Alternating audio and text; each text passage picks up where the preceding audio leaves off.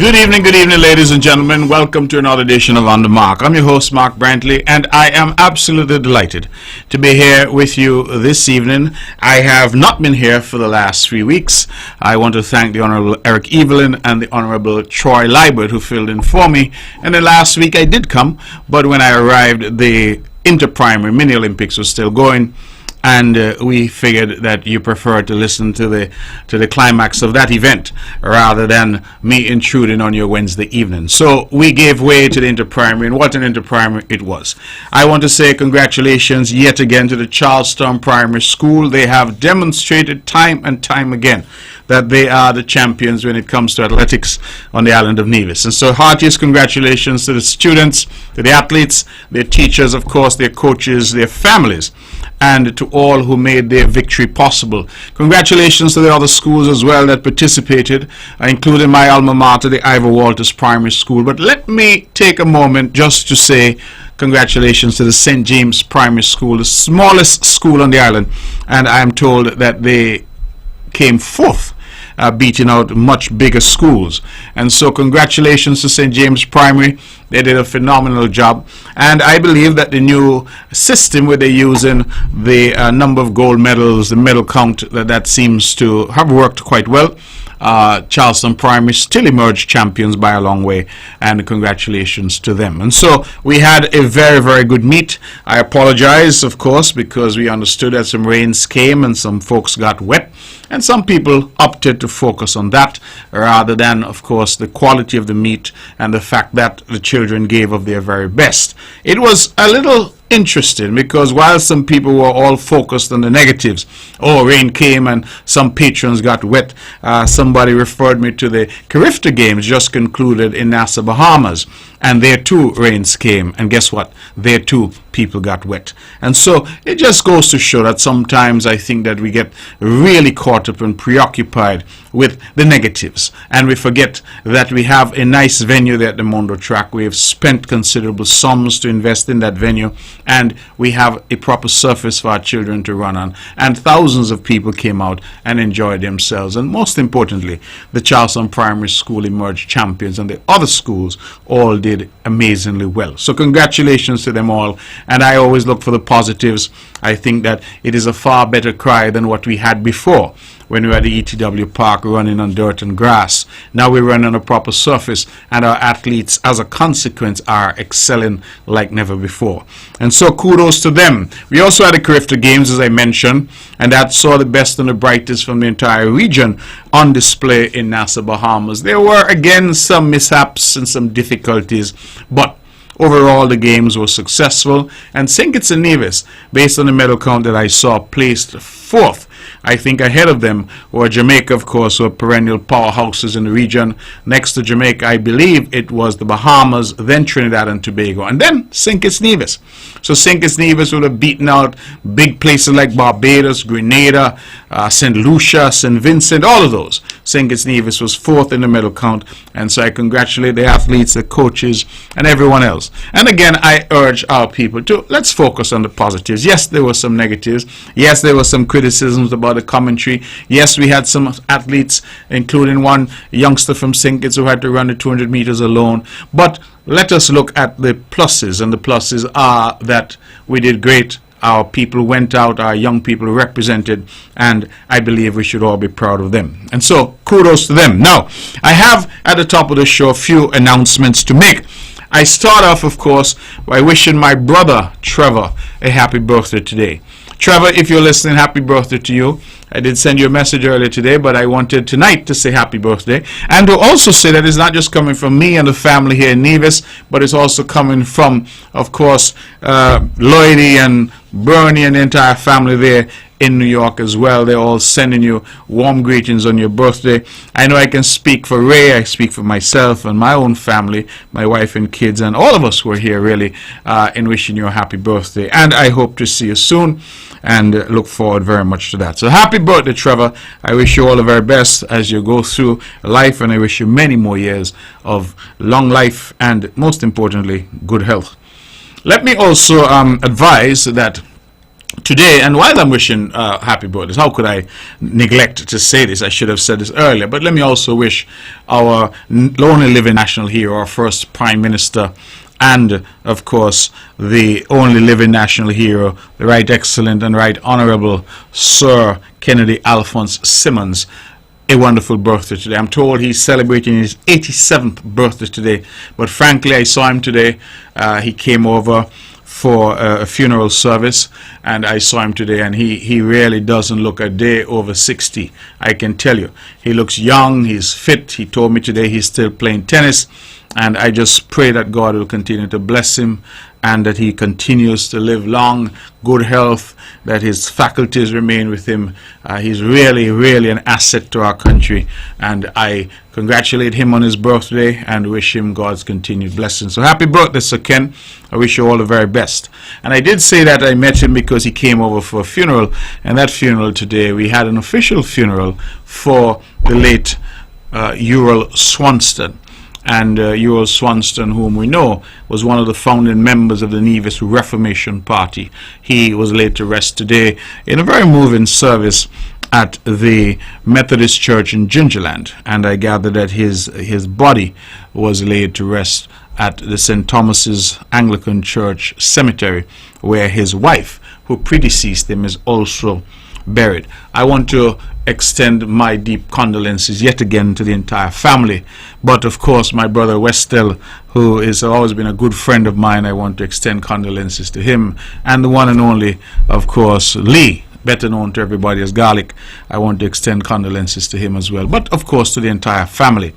But those two are very close, I'm very close to, and so I want to select those, single them out, and let them know that my thoughts and prayers are with them, as indeed my thoughts and prayers are with the rest of the family. I was very pleased today to see Her Excellency, our Governor General, Dame Marcella Liebert, that she was in attendance, that our Deputy Governor General, Her Honor Hailita Liebert, was also in attendance, Dr. Denzil Douglas, Right Honorable Dr. Denzil Douglas, former Prime Minister, now our Foreign Minister, he was in attendance. The Honorable Joseph Parry, former Premier, and the former leader of the NRP, was in attendance. Certainly I was there along with my Deputy Premier, the Honorable Eric Evelyn. And we also saw, I think, Mr. Natter, yes, Dr. Marcus Natter, who was the Cabinet Secretary. So there was a good cohort of individuals from St. Kitts and from Nevis. We had people from the police, from the military, as it would be expected for a funeral of such a man of such a stature as Mr. Ural Swanston. Of course, the NRP was also on full display, and there was quite a large contingent of green, as one would expect, because of course Mr. Swanston was a founding member of the NRP. I was particularly moved by the eulogy which was done by former Premier, the Honorable Joseph Parry, and moved because it was very rich in history.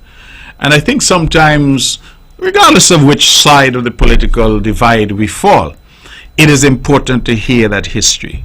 It's important to understand that persons like Ural Swanston and Ivor Stevens and Levi Morton and Simeon Daniel, and going back before them you had persons like Mr. Walwyn, Eugene Walwyn, and others, that they lived in a particular time in Nevis. When I heard, for example, in the eulogy, that at the time Robert Bratcher in St. Kitts, who was head of the Labour Party, and who was vehemently opposed to the NRP, as the NRP was to him and Labour, and that he allocated $100,000 a year to Nevis. That was all that Nevis got in the budget. And according to Mr. Parry today in the eulogy, that money was only disbursed during December. And so you had this Island Council in Nevis, which was dominated by the NRP. What could they do with that? And so apparently they went around the island building these concrete strip roads and put in standpipes. I wonder if some of the young people in Nevis even know what a standpipe is.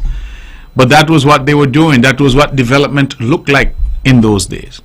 And so it is interesting as we evolve and as we see now what is so different, what we were and what we are and what we hope to become, that tapestry, that rich history of our island, that it be told over and over so that our people have an understanding of it. Young people nowadays have no idea sometimes what others would have gone through before them. And that is why every day I give thanks for those who went before, because they would have built a foundation that we now, who are privileged to be here today, enjoy. And so I think that that's important that we note that and we continue to note that. I'll get back to that in a moment. But let me just use this platform to say that the Nevlec, our utility company, has advised that they're experiencing some technical difficulties as it relates to printing their bills. And they're asking persons, those customers from the parishes of St. John, St. George, St. James, and St. Thomas's to come into the office and to get the bills the old-fashioned way, if you will, and to pay. Now, what is important for me is to emphasize that you come in and pay. Do not be like some who say, I didn't get a bill, so I didn't pay. Because not getting the bill doesn't exonerate you, absolve you of the responsibility to pay.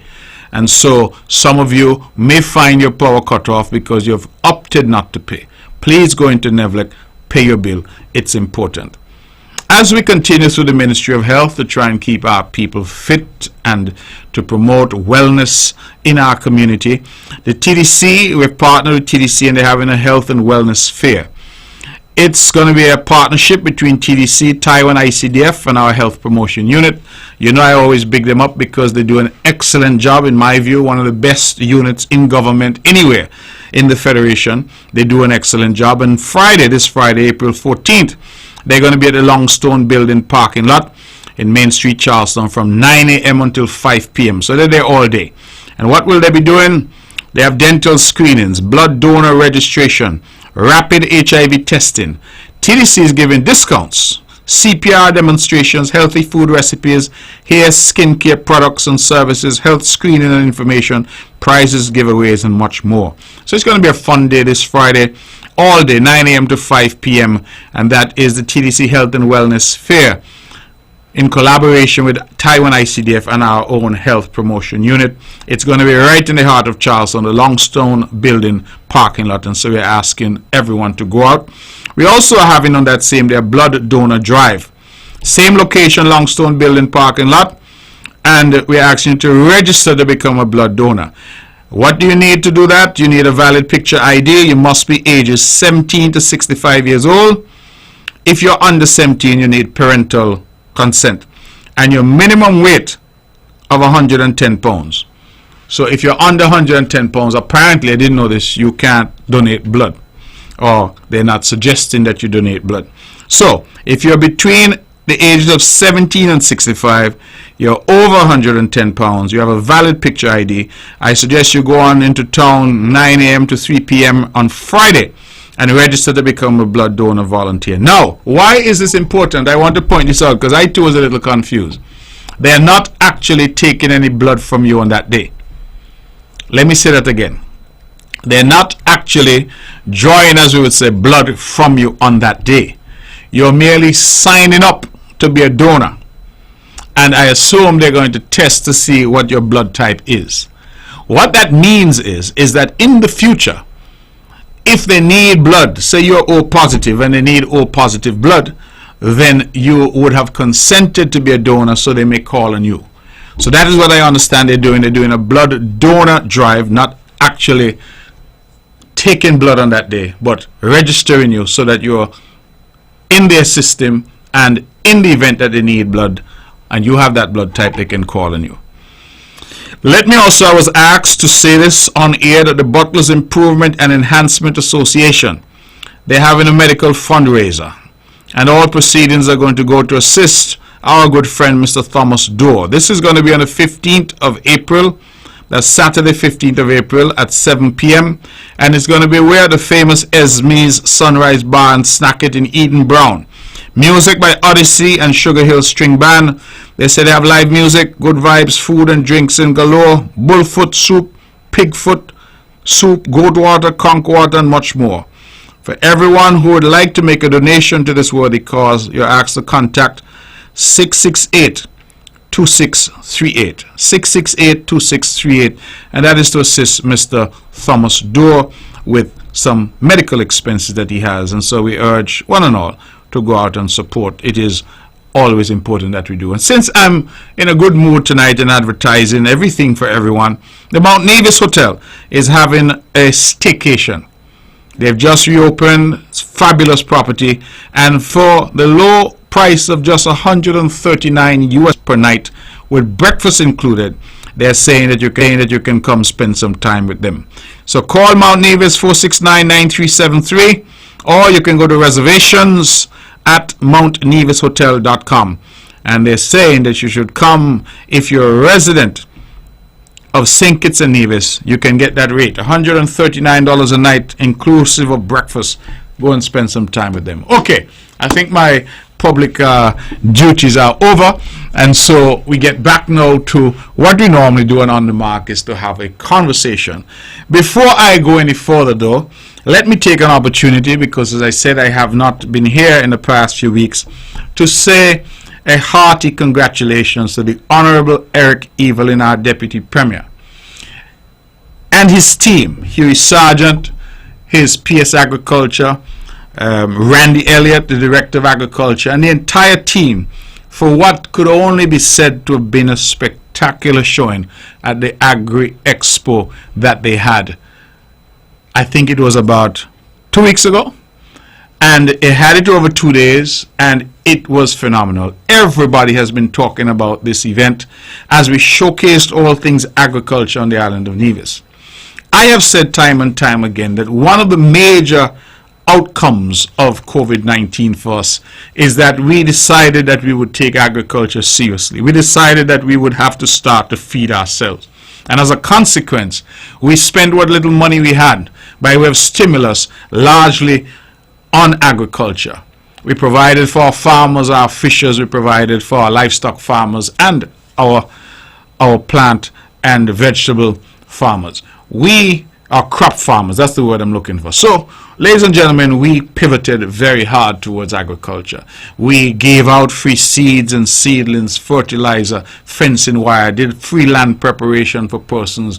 We even provided free labor in some cases where we assisted with personnel from the Department of Agriculture. We provided free shade houses to some shade house operators on the island, and we have seen a corresponding increase in production. We gave the fishermen free fish pot wire. We gave animal farmers free feed. We lowered costs and prices at the abattoir. We built the Lawrencetown Parry facility to create greater storage, so that when we encourage people to farm more and grow more, we also said to them, we have storage so that you can extend the shelf life of your products. And guess what?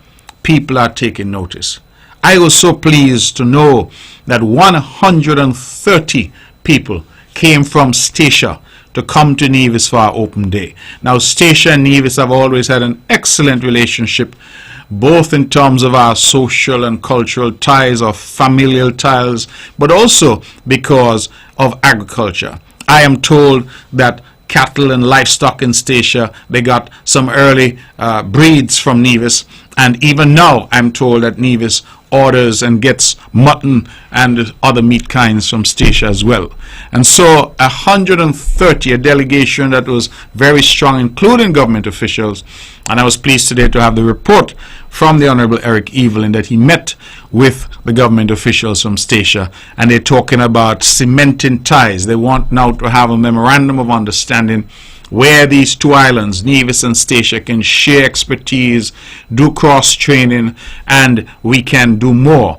Statia has meat, and they want to send meat here to us, and we have vegetables and fruits that they want down there. So there is an opportunity here to create something. And guess what? I had an outreach from somebody from Sabre who's saying that they're watching closely, and Sabre wants a relationship as well.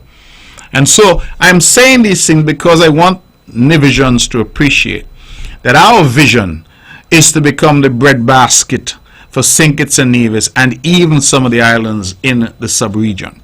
We feel that we can develop the necessary competencies and the necessary capacity in some crop areas. And let me emphasize that, in some crop areas. I do not feel, for example, that Nevis has the capacity to be a large-scale producer of meat, because I was just looking recently and they were saying that one head of some livestock, say maybe cattle, one head would need up to an acre of land to graze. So it means for 10 heads of cattle, you need 10 acres of land for them to graze on. Nevis doesn't have the capacity in terms of land for us to be able to do that. Our sister St. Kitts is in a much better position to engage in large-scale livestock production. That is not to say that livestock doesn't have a place in Nevis. I just feel when we start to talk about large-scale production that it would be difficult to do in Nevis. So we have to play to our strengths, and our strengths, in my view, come from technology.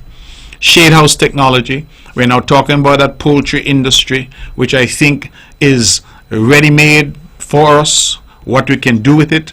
We are already self-sufficient in egg production. And so I think that there are some opportunities here if we do it smart. This is no longer about working hard, it's about working smart. It's about using technology. And I'm so happy to see the youngsters. The youngster Paris, I think his name is Mackie Truss A1 Farms. There's so many other youngsters, a youngster Pinney, I think, who are all engaged, young Gager, Anthony Gager, and they're all using shade houses to create food and to grow food and to create a new environment, if you will, for food here.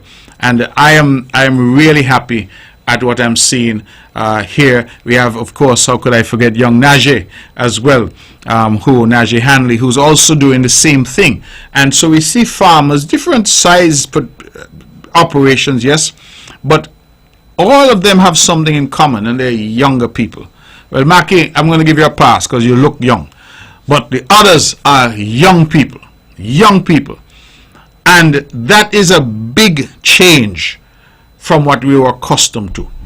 Because we were accustomed to the image of farmers being older people, riding a donkey, back-breaking work out in the sun, etc. And a lot of young people shied away from it.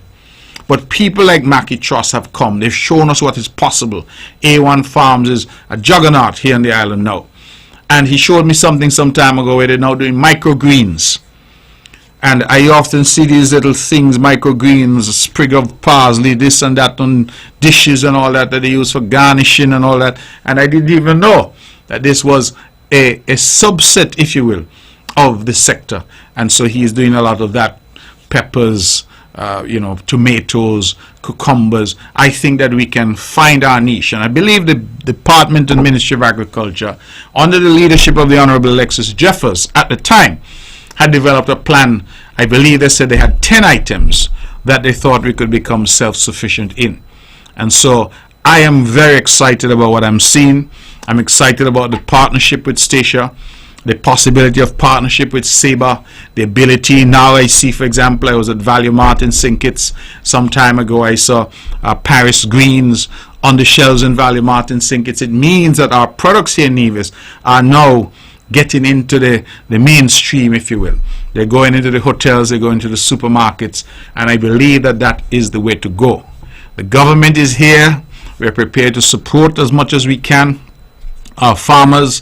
We're prepared to do some of the things. I've already outlined what we have done. We've invested in greater storage, etc., the Lawrence and Parry facility. All of that is designed to give our farmers the ability to expand. And that is what it's about. Small farming is important, yes. Backyard farming is important. Every bit helps. But we also want our farmers to start to think in terms of business. Business. We're no longer talking about food security in Nevis. We're talking about food sovereignty. And I'm asking our people to get on board and get ready. And people, I believe, are responding to the call. The Honorable Eric Evelyn reported, for example, that he had a stakeholder meeting to discuss what we want to do about poultry. And he said he had over 50 persons, including young women, including some individuals who are retired, some who have no real history in farming, but who are seeing it as a viable business, small business for them to get into.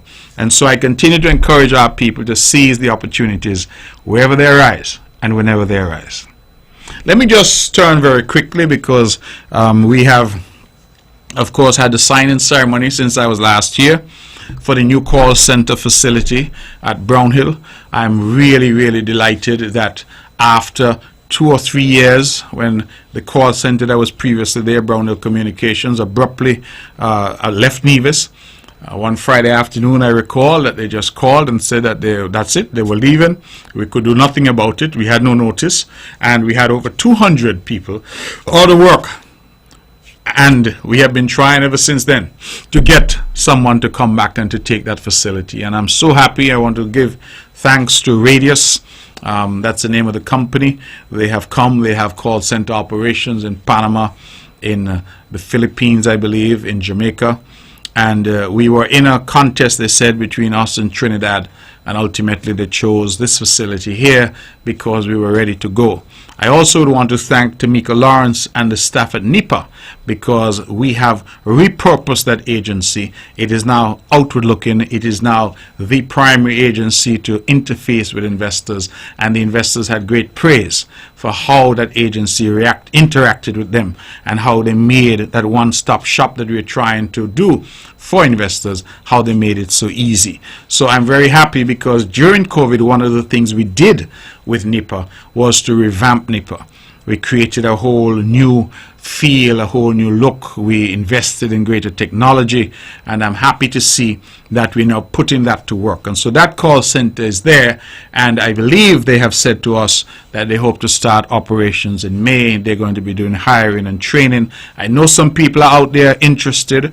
I call, believe me, every day I'm checking to find out when they go live with their whatever portal to apply for jobs, and as soon as we have it, I have it, I'm certainly going to blast it as far and wide as I can get, so that if there are people out there who are interested, then they can make that leap. I encourage our people, as I continue to encourage our people, when opportunities are there, grab them. Grab them. Nothing hurts me more in Nevis when I hear people say, "Me not been no, me not been here." When that happen, grab the opportunities. Put yourself in a position. If you hear that this is happening down the road, they go down the road and check. Right? We must be able to do that. And so I'm inviting our people, when these notices come, don't ignore them. Don't ignore them. Some people like to say, "Oh, we're not going to get that job," and so they don't bother to apply. Well, if you don't bother to apply, you have guaranteed yourself one thing, that you will not get the job. But if you apply, you at least have a chance. And so we encourage our people to do that. They claim they're going to start with about 50, and they hope to ramp up ultimately to about 325. We haven't stopped there. We've continued to talk, and so we have another call center operator who has indicated that they too will come. It'll be a smaller operation, because they're going to be offering a different type of contact facility to support a group of doctors in the US.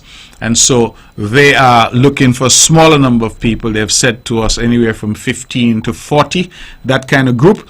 That's what they're looking at. But what every job counts. That's what we like to say in Nevis. We, as a government, understood what happened during COVID. We understood how our economy all but collapsed because of our overdependence on tourism, and we have committed to continue to diversify away from that overdependence. We have committed to create new opportunities, different opportunities. When we talk about agriculture, when we talk about call centers coming, when we're talking about, yes, tourism and the expanded role and the continuing role of tourism in the economy, because let's face it, tourism will continue to be important to us. We're talking about geothermal and what we're doing. We're talking about government investment in infrastructure.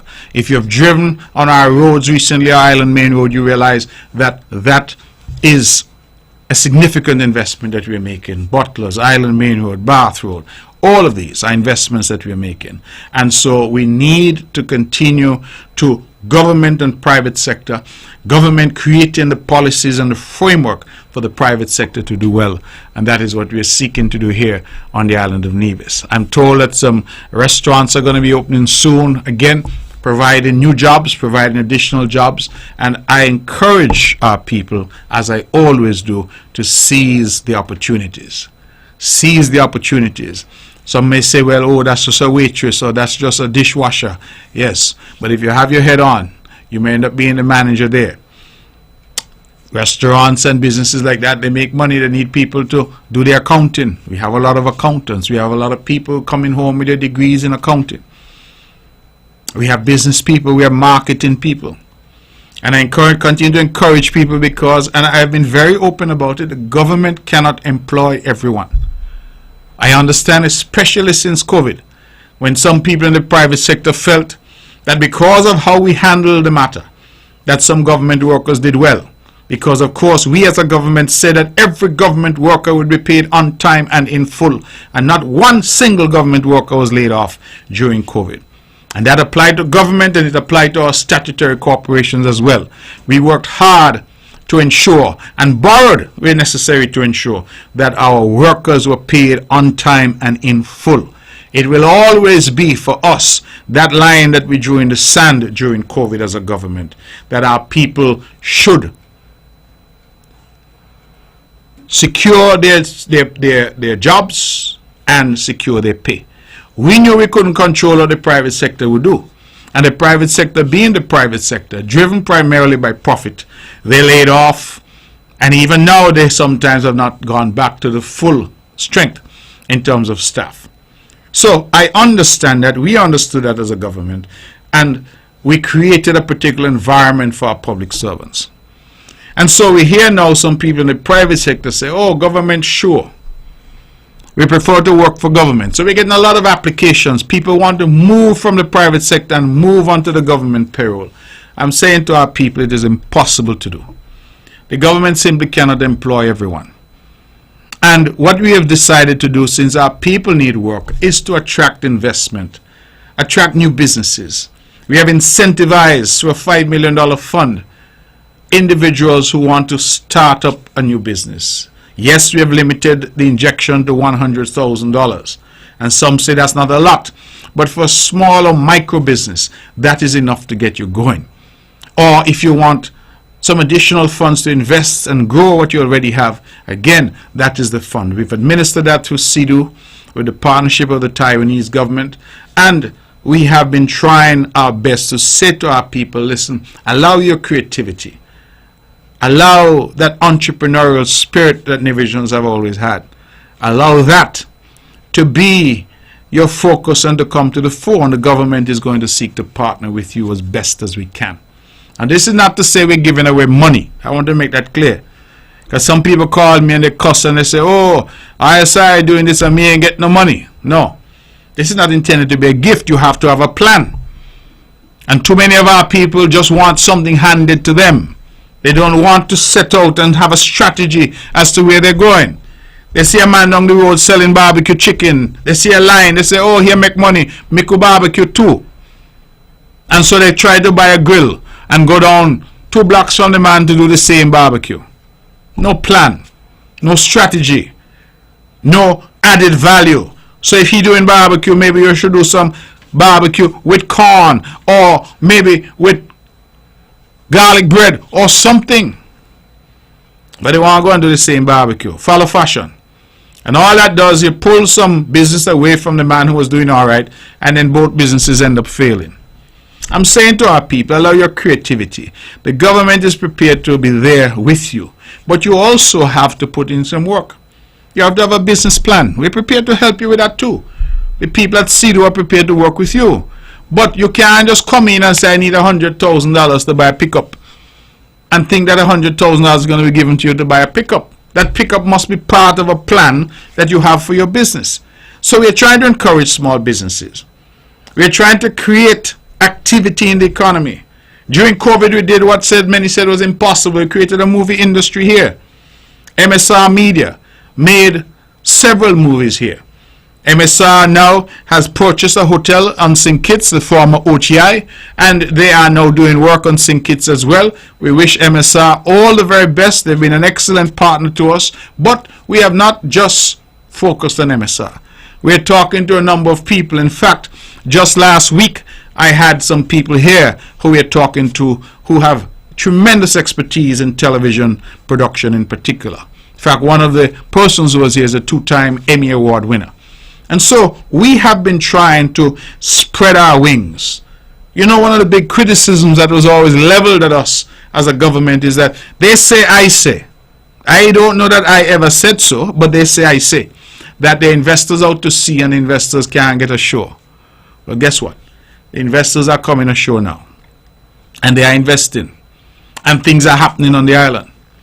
And a lot of those things are specifically geared and as a consequence of the policies that we would have initiated. When, for example, during COVID, I met with the realtors on Nevis and they said they have a lot of villas on their hands, dead stock they call it, which weren't moving.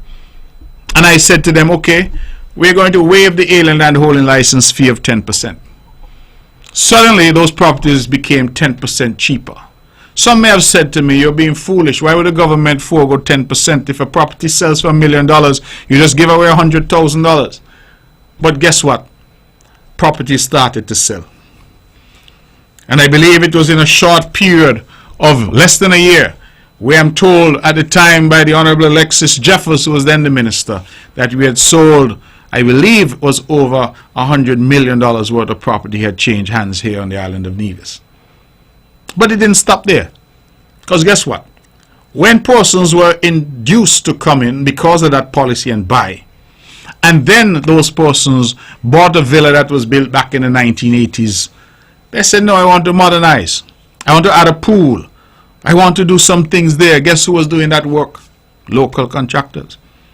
In fact, one local contractor reported that we weren't seeing him much because he was up in the hills. What was he up in the hills doing? Building pools at these various homes that had changed hands. This is what happens when policies are put in place that are well thought through and that make sense. Now, I'm not going to be sitting here tonight and pretend that we always get it right. That will be foolish of me. But I will say that there are occasions when policies are well thought through that we see the benefits. And that policy of waiving the 10% alien land holding license fee is demonstrative of a policy that made sense and that led to not only real estate sales, but also led to construction activity. And remember, when you get a real estate sale, the surveyor makes something, the lawyers make something, the realtors make something, the government gets its transfer tax, and we have an infusion of new people investing on the island. Our airport project, I don't have any news to report except to say that we are in negotiations with various landowners to try to ensure that we can button down the lands. We are trying now to settle on the full scope of the project with the engineers that have been selected, and we are working at it. The Honorable Alexis Jeffers, you know him. He's the man who gets things done. He has always demonstrated that, and he has been tasked by us to lead on that project, and that's exactly what he has been doing, and I want to commend his efforts thus far. I like to report when I have something substantive to report, so I will come again to do that in due course. Ladies and gentlemen, there is a tremendous amount that's happening on this island. And I want to encourage our people to look at what is happening, to see the positives and to respond to it, to put themselves in a position to benefit from the economic activity that we're seeing on the island. And that we not rest on our laurels, but we start to work even more diligently to ensure that we continue from strength to strength. It is critically important that we seize the commanding heights of our economy and that our people position themselves to benefit from all that is happening on this island. I am hopeful, and I invite your prayers that God will protect us from storms, hurricanes, any form of pestilence, that He, in His infinite wisdom and mercy, will be kind to us, and that we will continue to go through this year and into the next and into the years to come without any calamity. We want no pandemic, no COVID. We want no outbreak. We want no storms that come with that ferocity that we have seen in recent times. And certainly, we want no man-made calamities, no crime and criminality. And so, I am urging our people that we work together, that we partner, that we ensure that this island prospers, because when this island prospers, everybody benefits. That is what we intend to do. Everybody benefits. And there will be some who, even if we paved all the roads and had the best water supply and had the best electricity supply and had the most jobs and the most investment, there will be some who will still say that nothing is happening. There will be some who will still argue about the pothole that they saw in the road, ignoring the fact that that pothole came about because of heavy rains. But where there was one pothole, we had paved 10 miles of road. No, the focus is on the pothole. That you put up a beautiful building, but the focus is on that window pane that fell out. And so there are people like that. And I don't think you should fret yourself over it. I have learned, for example, to ignore the noise, because sometimes that's what it is. Some people see that expression as being disrespectful. I'm not trying to be disrespectful, but I'm simply saying that when you're focused on doing what you need to do, you're focused on developing this island of Nevis, you're focused on moving our people forward, you have no time for the constant nattering nabobs of negativity, because all they do is natter. All they do is natter. They're like buzzing bees. They're in your ear, bzz, bzz, and that is all they do. And if you decide that you're going to get distracted, I go back to that old saying taught to us when we were on our grandmother's knees, that you can't kick at every barking dog and get up the hill. If you're going up the hill, you must learn to ignore some of the dogs that are barking. Let them bark and you walk up the hill, because you have a purpose. It is not just in politics, in life. If you are trying to lead a Christian life, you know how many distractions there are out there? How many people tugging and pulling? How many WhatsApp messages you're going to get who want to gossip, who want to come and drink rum with us on the weekend? You have to ignore the noise. It is not being disrespectful. It is a way of saying that you must be focused. And so all of those who wake up every morning, who go to sleep at night and wake up in the morning, and their only objective is to write something about Mark Brantley, I say to them, you need a new hobby. Because I am not paying attention to you. I am too focused on what I'm trying to do. The kind of stories that they concoct, you say, my goodness, we should have a prize for fiction. Best fiction writer. And some of them would be tied for that first prize, because they just make things up. Make it up. Big men seeking attention. And the attention sometimes is a little unnerving, because you say, well, how could these people, grown men with families and responsibilities, hopefully with jobs, and how could they fixate so much on a man?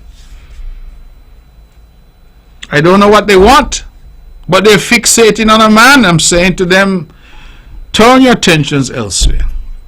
Put your efforts into things that build yourself and your family and your community. Because if I am your focus, I tell you, you're focused in the wrong place. I mean, I study you. I'm ignoring the noise. I'm focused in a laser-like way on the task at hand. Because I want, when the Lord calls me home, I can say that I have done my best and I didn't waste time with people who ain't got nothing to do but waste time. Time is so fleeting, it's so precious. It's so short that I wonder sometimes how people find so much of it to waste. I don't have time for that. And so a lot of you keep in a lot of noise. You all have opinions on everything. You know how to run business, but guess what? You never own a business. You know all about love and marriage, but you don't have neither chick nor come. You have husband nor wife. But you advising people on love and marriage. You know how to run an economy, but you don't have a job. You know how to run a business, but you never created a job in your life. And so a lot of them who come and they pontificate, they talk about investment and investors, and they live in their house, have no ability to go out and create anything of substance, but yet they come and they tell you they have the solution for the island. You must learn to separate the wheat from the chaff. And separate out the noise, the white noise. That's like when the old days you're listening cricket and Tony Cozier is commenting and then a Spanish station come across. And you say, Lord, the Spanish station cut across the good commentary from Tony Cozier. That is how it is sometimes. You have to learn to just filter that out, because that ain't going to take you nowhere.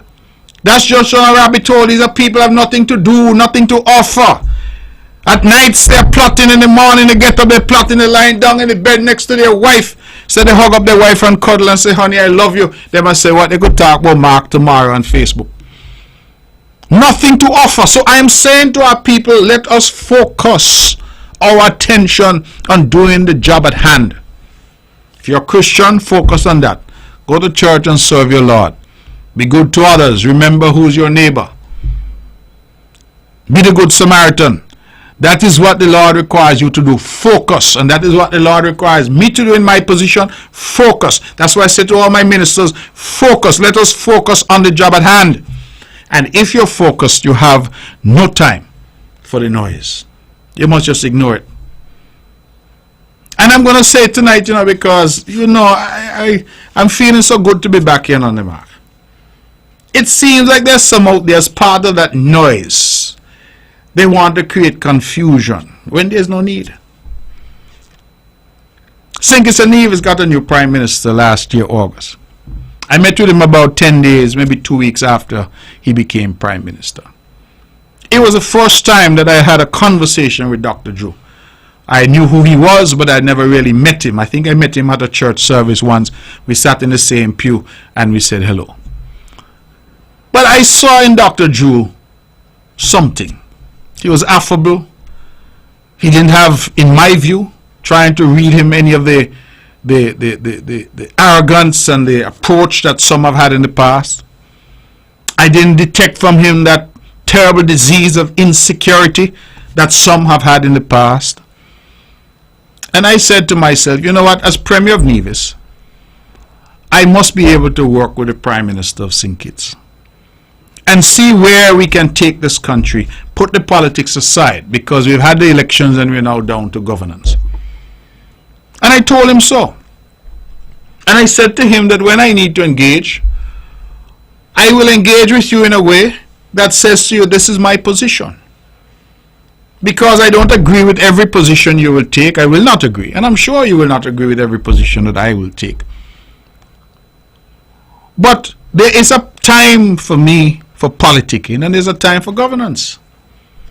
Dr. Drew and his team were elected in August. I took Nevis to the polls in December, and we were re-elected and formed the NIA.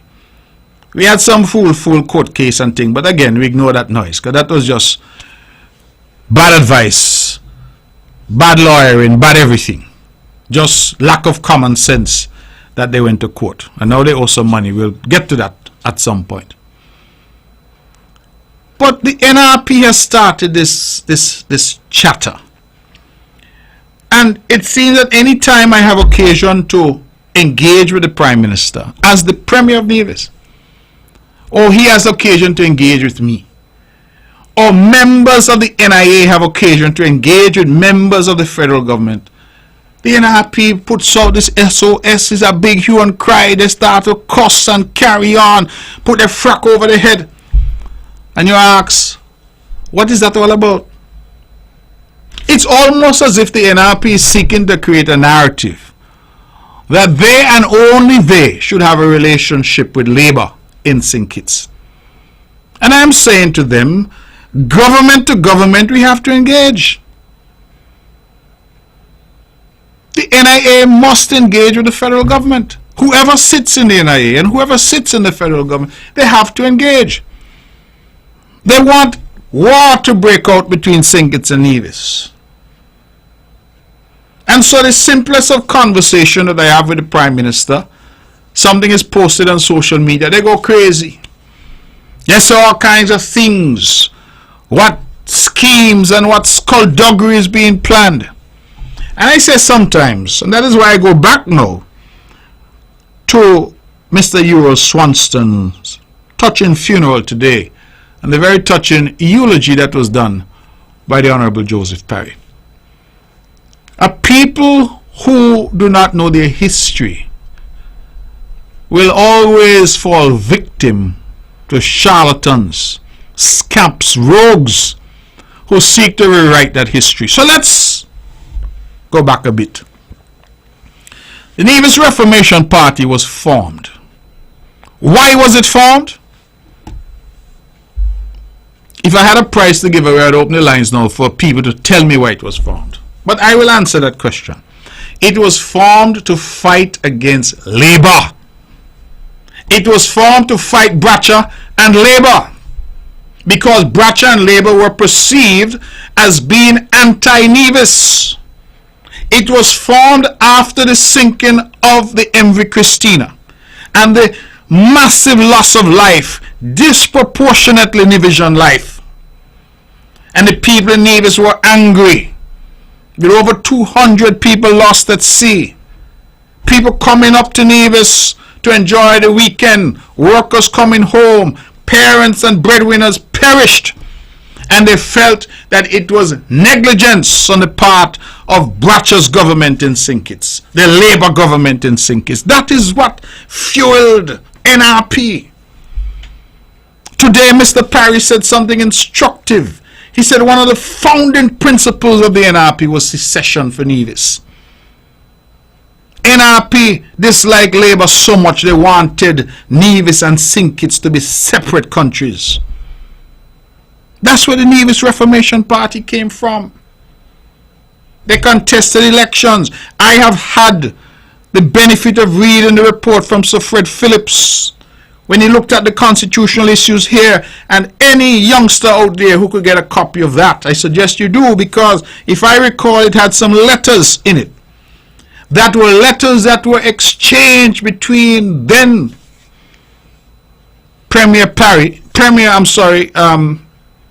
Bradshaw and Simeon Daniel, both now national heroes. And the way that those two gentlemen went at each other in those letters, there was no love lost between Bradshaw and Sim Daniel, between Labour and NRP. Fast forward to the elections, 1980, 1981. Some people seem to forget that at the time there were 7 seats in St. Kitts. There were 2 seats in Nevis. 7 plus 2 equal what? 9. The NRP was champion of Nevis. They won the 2 seats. I believe it was Simeon Daniel and Ivor Stevens. In St. Kitts, the Labour Party, led by Lee Moore, won 4 of the 7 seats in St. Kitts. The People's Action Movement, led by Sir Kennedy Simmons, won 3. Put differently, Labour beat PAM in St. Kitts in that election because they won 4 of the 7 seats. And what did NRP do? NRP joined with PAM to put Labour out in the wilderness. NRP joined with PAM because NRP was always the enemy of Labour. So they joined with PAM, and Sir Kennedy became Premier, and thereafter, when he went into independence, became Prime Minister. NRP stayed in a coalition with the People's Action Movement until 1993. They went longer than that, but I paused at 1993. So from 1980 to 1993, it was a PAM-NRP coalition. Why 1993 is important is because in 1993, by then we now had 11 seats nationally. 3 on Nevis, 8 on St. Kitts.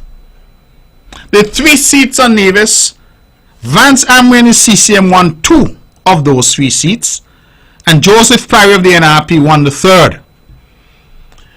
In St. Kitts, the Labour Party, led now by Dr. Denzil Douglas, won 4 of the 8 seats, and the People's Action Movement, still led by Prime Minister Kennedy Simmons, also won 4 seats. You remember I told you in 1980 There were 7 seats in St. Kitts and Labour beat PAM. But NRP joined with PAM to give PAM and NRP the government. In 1993, having been in the wilderness now for 13 years, PAM and Labour split 50-50 in St. Kitts, 4-4. Vance Amry of the CCM in his wisdom said he's not joining with anybody. Joseph Parry then had the deciding seat. And what did Joseph Parry do? Joseph Parry went back into the arms of the People's Action Movement and formed a coalition with Kennedy Simmons to give him a minority government. And so Kennedy continued as Prime Minister until there were fresh elections in 1995. In 1995, Dr. Douglas and his Labour Party won a majority. And they continued as the sole party in government from 1995 until 2010. I pause there because in 2010 something interesting happened. In 2010 election, having had 7 seats and then at some point all 8 seats in St. Kitts, the Labour Party won 6 seats in 2010. But Dr. Douglas knew that there were people in that 6 who were already plotting and scheming. Let us be blunt about it. And so he didn't have the confidence that he had all 6 were firmly with him. And so he reached over to see who he could get from Nevis to assist. I got a call. It wasn't from Dr. Douglas, but it was from somebody who claimed to be his emissary. And when they called me and said, would I take a call from Dr. Douglas and would I be prepared to be a part of the government, I said, no. I am a member of a party that is led by Vance Amry. So if there's any conversation, it has to happen with Vance Amry. That was my response. I never got a call from Dr. Douglas. He never called me. And later I heard that Patrice Nesbitt of the NRP had joined Labour. And so Labour now had 7 seats, 6 Labour, 1 NRP. That was the first time, ladies and gentlemen, since the formation of NRP, that NRP had any public association with Labour. 2010. NRP was formed, I believe, in 1970 or 71. 2010 was the first time that the Nevis Reformation Party had any association with Labour. And we know that came about because, as I've said, Dr. Douglas won 6 seats in 2010, but he knew he couldn't count on some of the fellows that were there with him. And so that NRP Labour coalition was of very recent vintage, 2010. By 2015, Unity had been formed and Unity took the government. And so that coalition of Labour and NRP lasted 5 years. After 2015, Unity took the government, and NRP, of course, had fallen on hard times. In fact, they fell on hard times since Vance Amry got into politics. They were on hard times because since 1992, they were having difficulties winning an election. And in fact, only managed 1 win in 2006. And there's a question mark over that. So the CCM has been consistently the party of choice in Nevis from 1992 until now. So when I look at that history, as I have, and I challenge anybody when the phones are open to say which aspect of that history is incorrect. NRP was formed to fight against Labour, and at every chance in history that NRP had a choice to join with Labour or somebody else, they joined with somebody else. They took the government away from Limor in 1980. They ensured that Douglas was out of government and stayed out of government in 1993. So, I asked the question, why this big hullabaloo? If there was a Prime Minister sitting in St. Kitts, I would be speaking to him. If there is a Labour Prime Minister sitting in St. Kitts, I will speak to him. I don't think we have any prospect of a PLP Prime Minister again, so I'll put that one to one side. But the people of Nevis must have representation that is mature, that is willing to sit at the table to discuss, to share views and ideas as to how we move the entire country forward.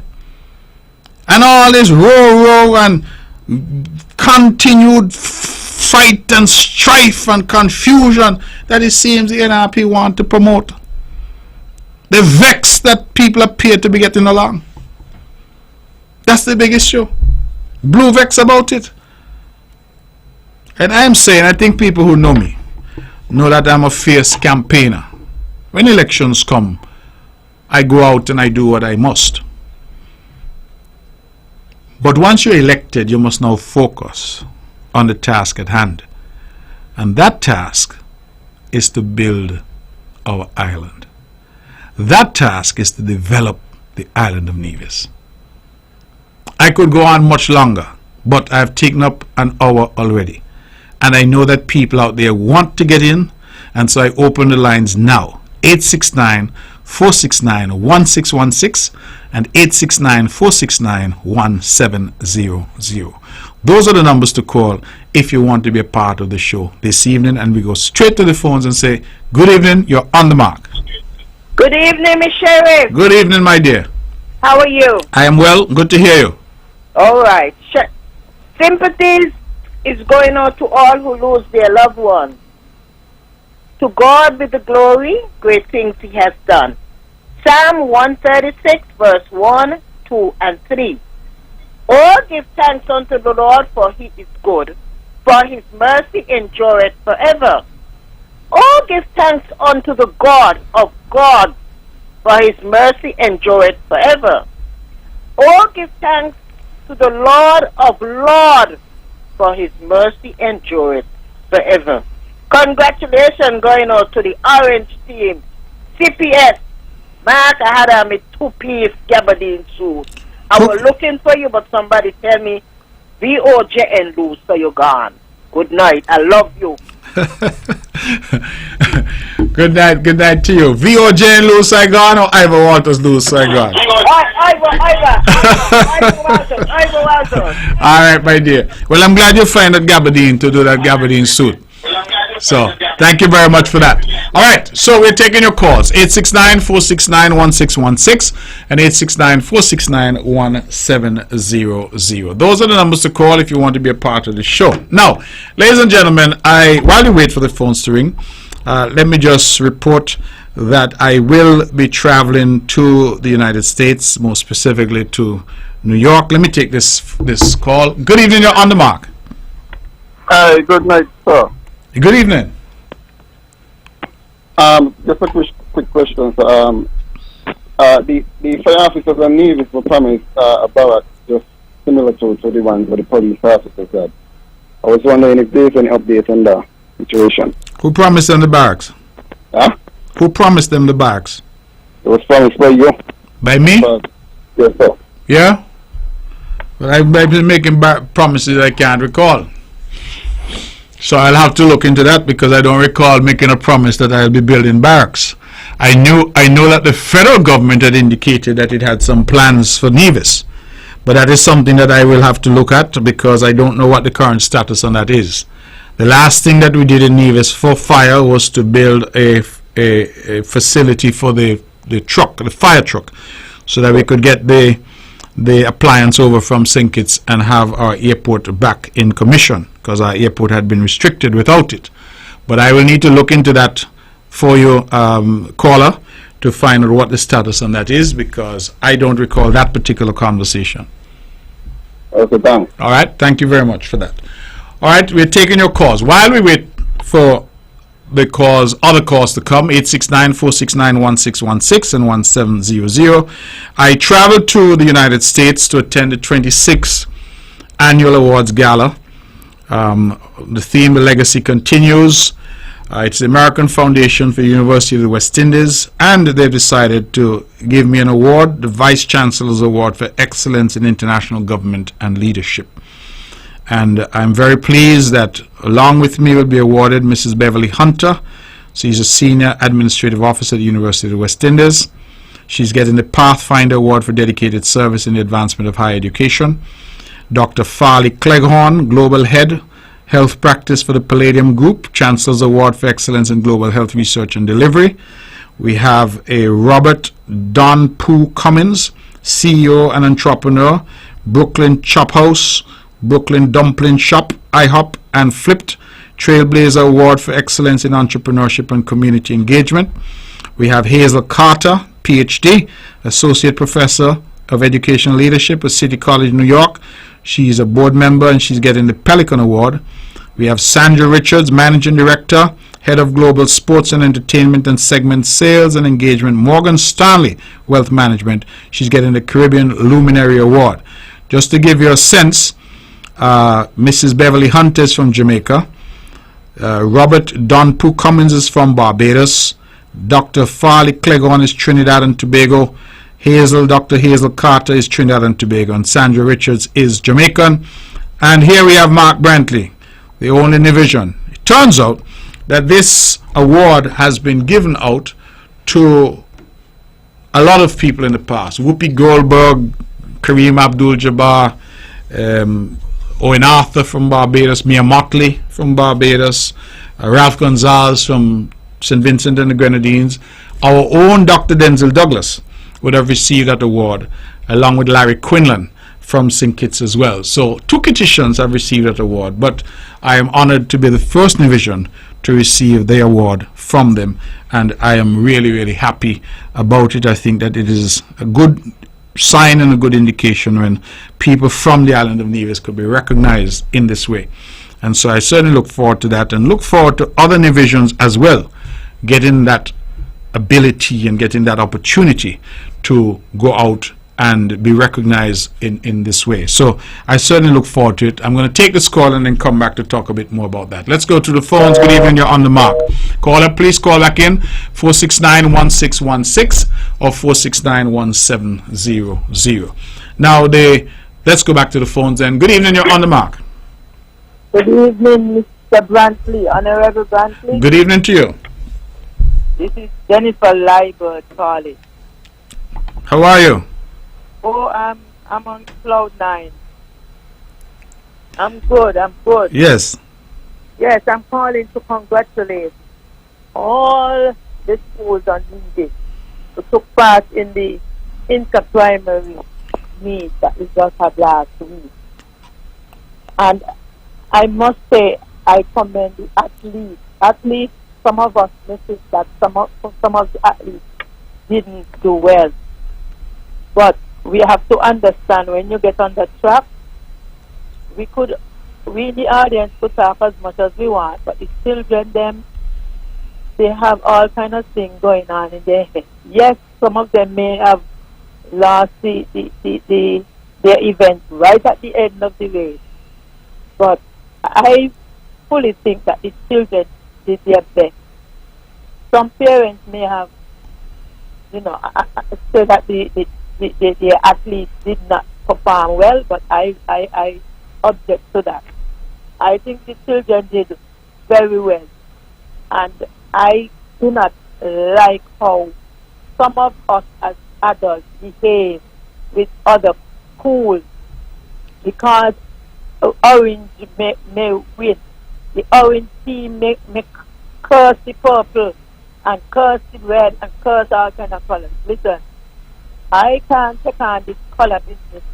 But, when you say I go to enjoy myself. Gingerland is my heart. Purple. And I'm going to wear my purple, and I'm going to congratulate, and I'm going to commend all, regardless of what color. But my heart is Joycelyn Liebert. and also Ivor Walters, my neighbor. But we shouldn't get so worked up and curse parents, curse each other as we meet them. You know, that is ridiculous, and adults need to stop that. And it's almost getting to the children then, who taking it also out on other children. We have to stop that. And while I'm here, I am going to congratulate my grandsons. Keranja Liber, he ran into primary the first time, grade 1. And Pelwan Liber Jr. Wow, my grandson did a wonderful job. Imagine he fell down in 800 before he finished, and he got up, run, and came first. I am congratulating because he is a determined child. He ran every way and came first. No, at least maybe only the coaches and a few others know that he had a problem with his foot. And I know that this child went to the Red Cross after falling while running it, and he had one more race to run. And he decided, Johnny, I'm going to run it. And he did. And he played first.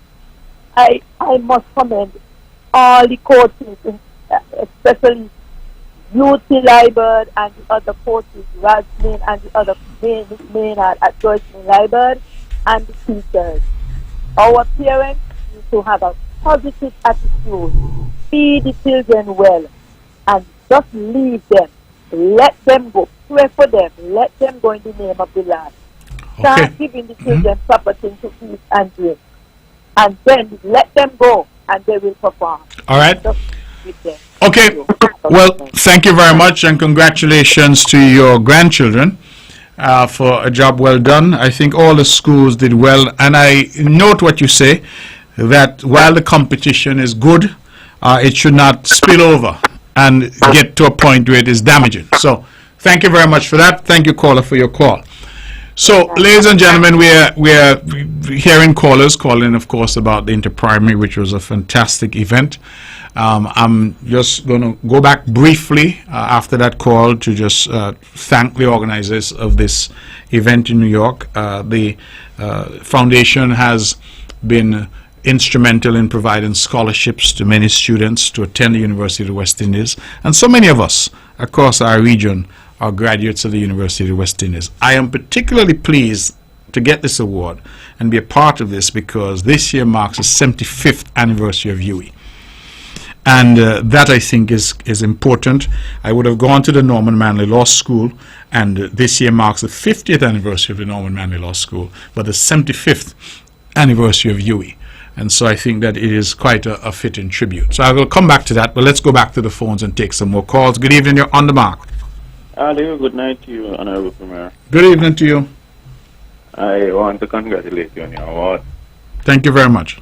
I mean, it's indeed an honor and a privilege to see that the UWI is not just recognized in person from Barbados, Jamaica, and other territories, but indeed, you would have mentioned that Dr. Douglas would have received the award. Yes. And still a petition. But it's good to see that finally music has its place among giants. And I congratulate you on that award, and I wish you all the best as you travel to go and receive your award. I want to congratulate Charlestown Primary School. I was unable to come to the athletics, but I can tell you, I was glued to my television, actually the computer screen, watching the races, and I can tell you there's some real raw, as we say in Jamaica, real raw band talent in music. In terms of the athletics, I too was supporting the high school in the inter-high school championship, and so I was really impressed and seeing that there's just some natural talent in it, and it showed on the character themes as well. What the program we have here in the federation, and I hope that we really take this athletics serious. But I think what has worked on it is that the implementation of that Monday track. I can tell you, I used to do athletics, even though it's people to me now I've developed a punch, but I can't run. and I was a very good runner. What race you used to run? No, I used to do I was a 200, 400, and 100. Okay, okay. Right. So I was just I was a sprinting. And I can tell you that having the access to that track makes it is very good preparation for the major team. And the reason why Jamaica has developed a good track and field program is because of our early immersion onto those surfaces, onto the Munda tracks. And I think that has really showed in how Gingerland High School performed in St. Kitts and how the Charlestown High School performed as well. And so it really is a testament of that investment. And by the way, I saw those aerial shots and the track looks really nice. I am hoping that one of these days, when I get back to exercising, I may pass on that track. But outside of that, I want to commend you on that opening of that call center, because I'm in fact familiar with the group radios where they do a very good job out of Montego Bay. Yes. In Jamaica. They're actually one of the leading call centers in. I think that in Montego Bay they employ, I believe they said, over 1,000 people. Over 1,000 people. Yeah. They're one of the largest in that pool of companies located here in the free zone of Montego Bay. And so I want to commend you. I know they have a good track record, and they do have good clientele overseas in the various markets that they work. And I mean, that is very commendable, because it's anything that adds to the job market of the country and of music is always a commendable effort. You said something in your opening. And, you know, you've always said this, and I've always seen it. Whether you post it on Facebook or you say it publicly, ignore the noise. And you know, it's not very easy to do it, you know. But it seems like you have mastered the art of ignoring the noise. And so I must commend you on seeing the fusion of that project. But one of the projects that really excites me, and I've been looking at it for a long time now, that is that broiler chicken project. Yes, ma'am. I look at I forget the number, but I realize our importation of chicken is really high. You're talking about somewhere, I'm talking about food import bill of the country, somewhere within the region of 200 and something million. And if you really break it down and look at chicken, I think chicken should be about maybe 10 to 15% of that bill. And so if we're able to, Nevis is able to create a dent in that. Imagine the savings and the earnings in terms of foreign exchange that could be saved for the country. And so I commend you on that program, because I believe it is going to be game changer. It's going to be a real revolutionary program, because we need to get to the stage. And you have been saying this since 2019, 2020, especially during this course of the pandemic, which is to feed ourselves. Yeah? And so I really want to commend you on that. I was at the Agricultural Open Day the last day, and I was really impressed with the level of produce. I want to tell you, even in St. Kitts, I'm seeing products from Nevis. I like hot sauce, and so I saw hot sauce out of Nevis by somebody in Llewellyn. Yeah, man. Right. Quite famous. That's a nice hot sauce. I tell you, I've never been one to run from pepper, but that one has kept me at bay. And so I want to say that, you know, I really want to commend those initiatives. And these are the initiatives that will transform the economy. Economies are not transformed overnight, you know. It is block by block, sector by sector, and I really want to commend it. I had a chance over the 2 weekends ago to go around the island again, and I am seeing a real boom of construction. I was down at Pinnis Beach. I've been interacting with various guests that visit the island, and they are really impressed with what they're seeing in Nevis. A man said to me he had not been back to Nevis in over 15 years. And when he went to Pinnis Beach, he did not realize it was Nevis. Because when he saw the park facility that you had opened there, the Malcolm Gishard Park, he was wondering if he was in Nevis, because he could not believe that there was such a monstrosity of a structure. And so I want to commend you, Premier. It's never easy. They always say heavy is the head that wears the crown.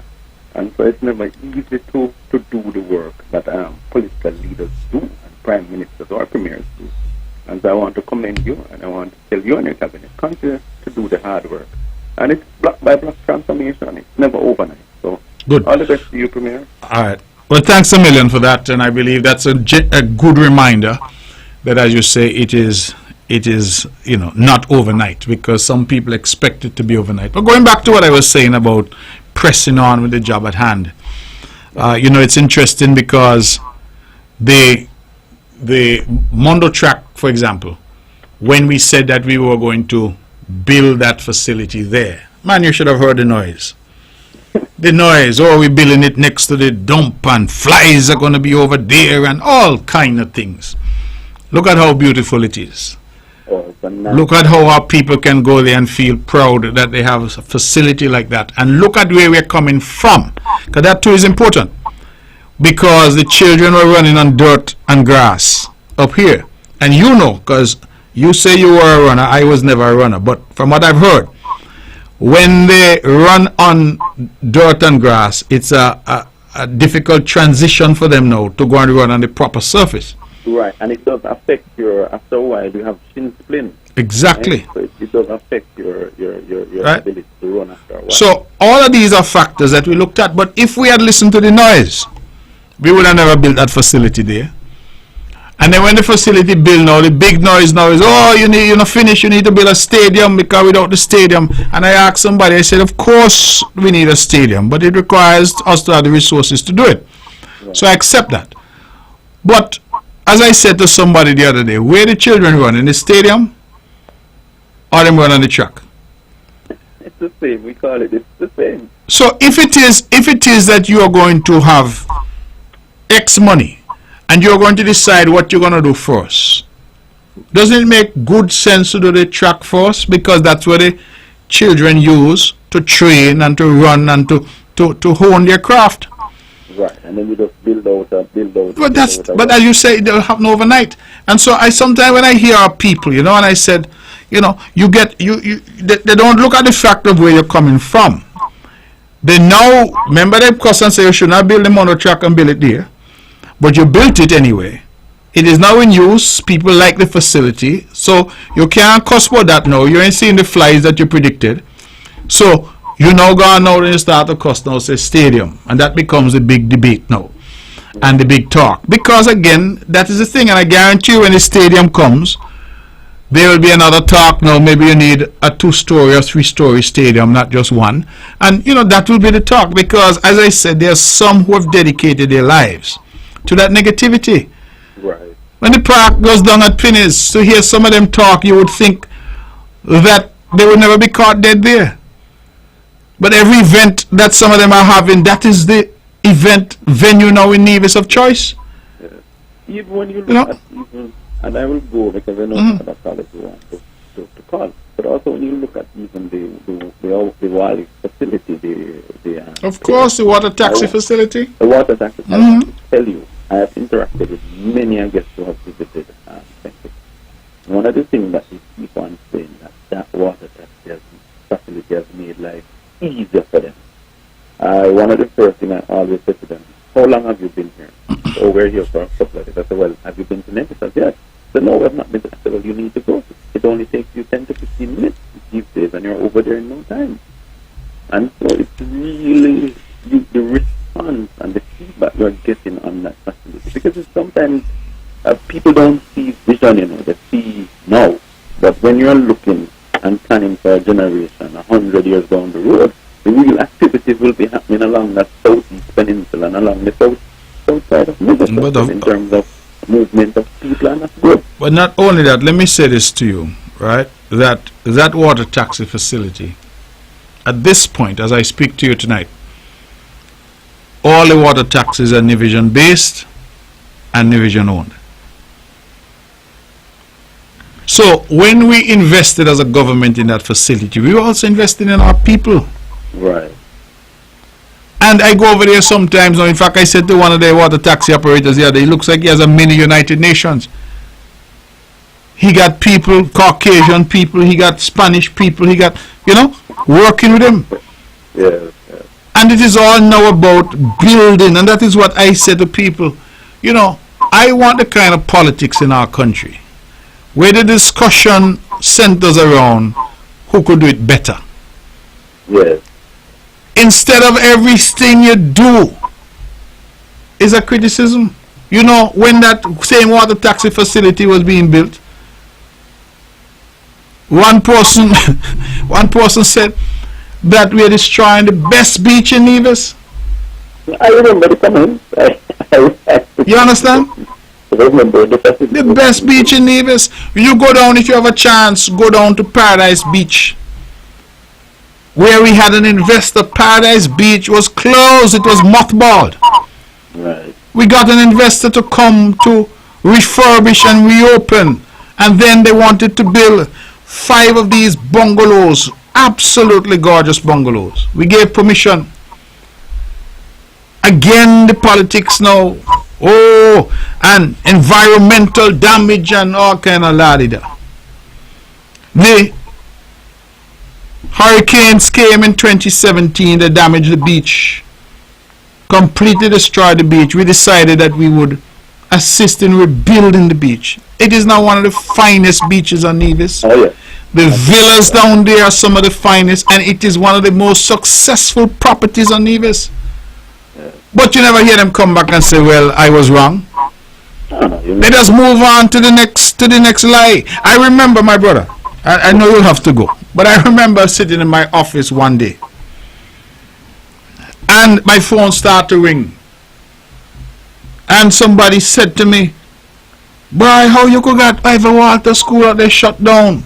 I said, Ivor Walter School shut down? That's my alma mater. Right. I said, what happened?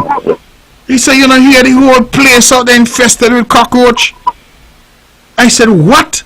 I said, how could this happen and nobody has called me? So, you know, I mean, immediately I jump on the phone, start the call. I got the head teacher. The head teacher said, Lord, Mr. Brantley, class is over here going on as usual. The kitchen down there doing their lunch as usual for the students. Not a thing like that goes so. So I call back the post and say, where this thing come? We say, you don't see one of the NRP people got up this. The man so bad, the man put up a picture of a cockroach, one of the biggest cockroach me ever see in my life. The man not only put up the story, you know, he put up a picture of the roachy. And the man says a German cockroachy. The man not even say bring a roach from Antigua. A Germany, the man gone and bring a roachy from Germany, the biggest roach. All I know sometimes me still get nightmare how big the roach be. Right? And the man put up a whole story, say how the school shut down because of a cockroach infestation. That is why I'm saying we have to ignore the foolishness that passes as politics, because some of it is so ridiculous. Yeah, and you see, the thing is, we need to understand when the silly season is over, because if you really care about a nation and about a country, you will not just mix it. You look at things and you make your suggestions and you see how things progress. But anyway, from here, I don't want to keep you long. So all the best, and all the best on your award in New York. Thank you so much, my brother. Thank you for the call. All the best. Truly appreciate it. We have half an hour to go and we're taking your calls. 869-469-1616. 869-469-1700. Those are the numbers to call if you want to be a part of the show. And so we invite you, of course, to call in. We're talking about most and many things in this 2-hour show. I feel really good to be back. And I apologize for not being here for the past few weeks. But it was what it was. And I am happy that my colleagues are always willing to fill in for me. Let me go back to the phones then and take some more calls. Good evening. You're on the mark. Good night, Mr. Brantley. Good evening. How are you? I'm fine, thank you. Yes. Congratulations to you on winning your reward. Thank you so much. May God continue to bless you. Thank you. You're the best. Okay? God bless you. Well, Good night. Thank you. I am really, really grateful to you for that. And thank you very much. And I pray you have a good night as well. Thank you. All right. We're taking your calls. 869-469-1616 and 869-469-1700. Let's go back to the phones. Good evening. You're on the mark. Good evening, Mr. Premier. How are you doing, Good. sir? Oh, this powerful voice all the way from Henley Park. How are you? All the way in Henley Park. I'm doing pretty good, and how are you doing? I'm good. Good to hear you. What's up? Okay, good. First and foremost, Yes. Congratulations on the award that you will receive Thank you very much. in New York. Thank you. And the only thing I have to say about that is only the best will do. Thank you. All right? Thank So you. congratulations. Yes. Just a few things. I just want, first of all, to congratulate the staff at the Department and the Ministry of Agriculture and Fisheries and Marine Resources for the excellent showing that we had at the AgriFest at the ETW Park on the 29th and the 30th of March. It was an excellent show, Mr. Brantley. You were there, you saw it for yourself. Yes, man. And we've had some real great reviews. I haven't had any negative feedback at all. And I was really amazed at what, of course I know that the staff is capable, very capable of putting on an excellent show. And they really went all out. So I want to publicly congratulate all of them, the PS, the director, all of the staff members at all of the two departments and the divisions for really doing an excellent job. And it was a crowning moment for agriculture on Nevis. And everybody who came out, I think, were very pleased. We had a bumper crowd on both days. I know you would have spoken about the persons who came from Statia, the 130 strong from Statia. I was very surprised to see that there were 5 boats that had to travel from Statia with the folks and take them back. And the good thing about it is that the 5 boats that were used were boats from the Federation of St. Kitts and Nevis. And so it's amazing how much economic activity went on during those 2 days for the agriculture, for the AgriFest.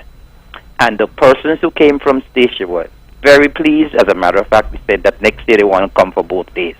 They don't want to come and go back. They want to come for both days. And of course, as you rightly said, I had a meeting with a number of officials from Statia, 4 government officials, and they of course want to cement the relationship. We want to do a memorandum of understanding, and we want to continue that excellent relationship that we have with them. They want to do some cross training between the 2 islands, share products and so on.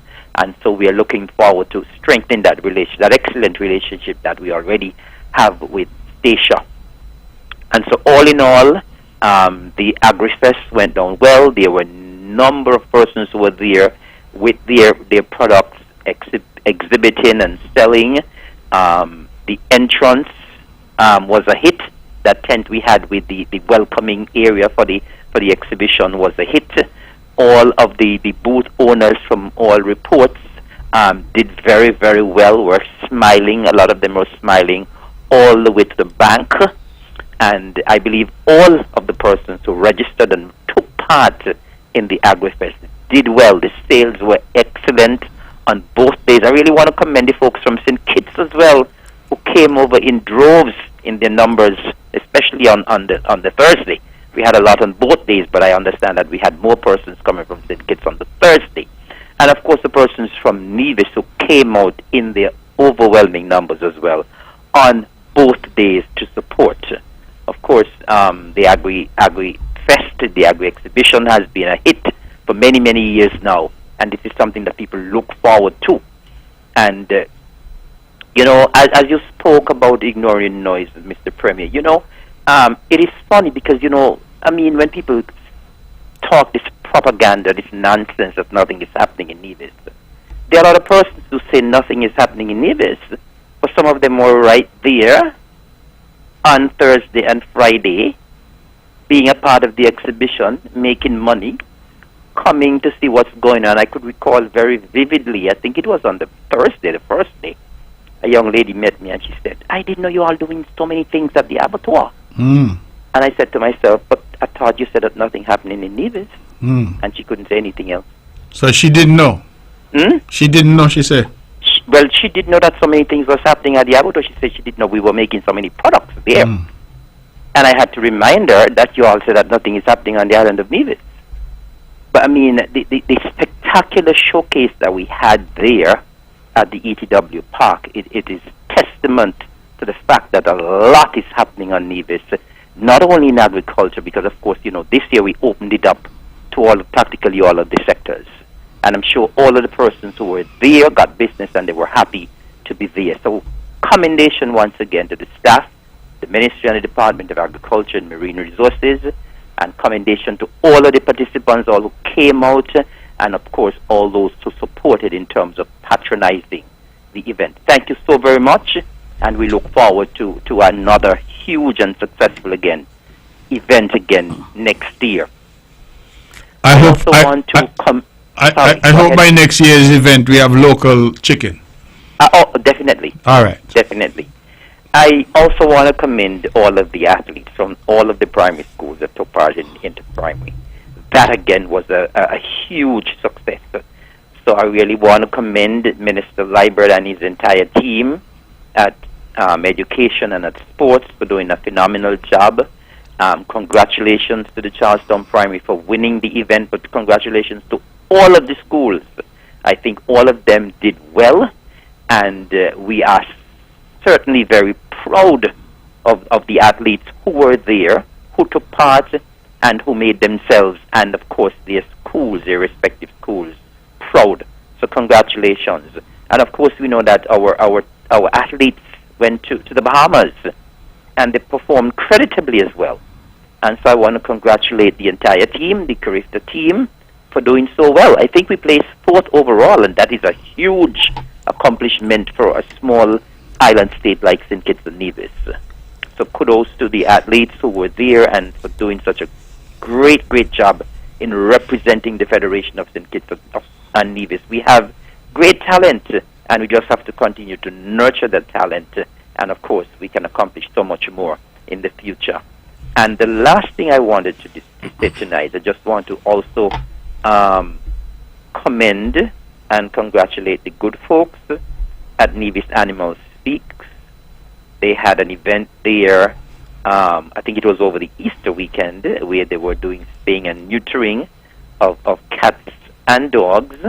Of course, we know that we have a large population of cats and dogs on the island. A lot of them are strays, and they're multiplying very fast.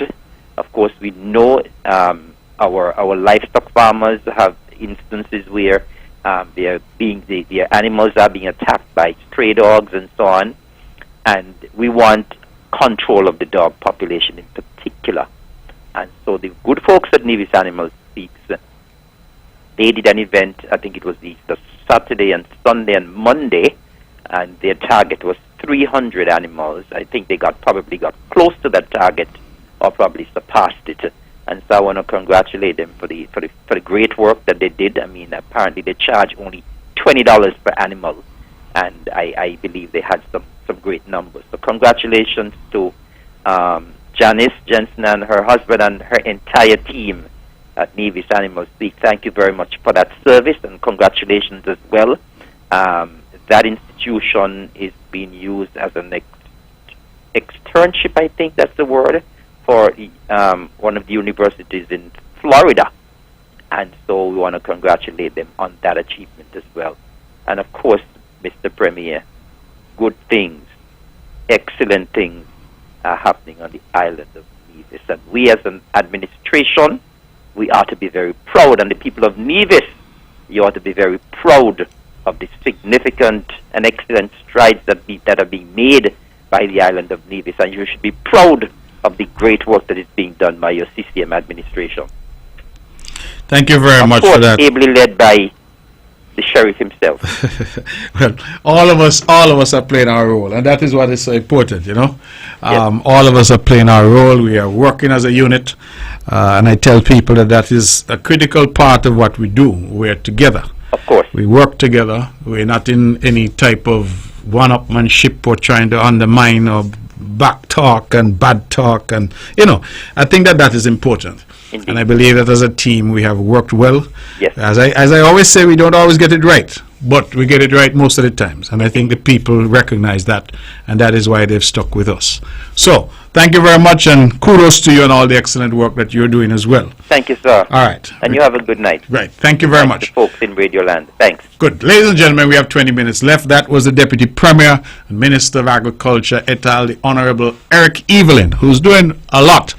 He has picked up from where the Honorable Alexis Jeffers has left off in terms of agriculture, in terms of lands. He has a long career in agriculture, and so it was a natural fit for him.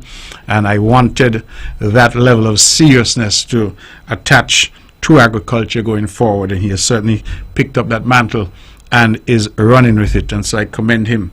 So when we look, in fact, I just got a message from a dear friend of mine who's visiting from the States, and she says that she's happy to be in Nevis to see for herself, and she said kudos on all that is happening.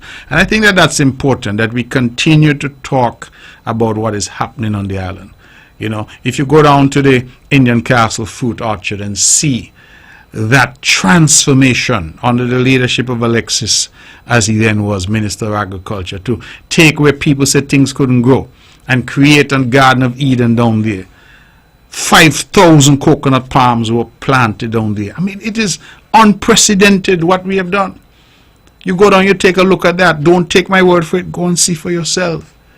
All kind of fruit trees planted, 5,000 coconut palms planted. When those palms start to bear, we hope that we'll have some revenue being generated for the NIA from them.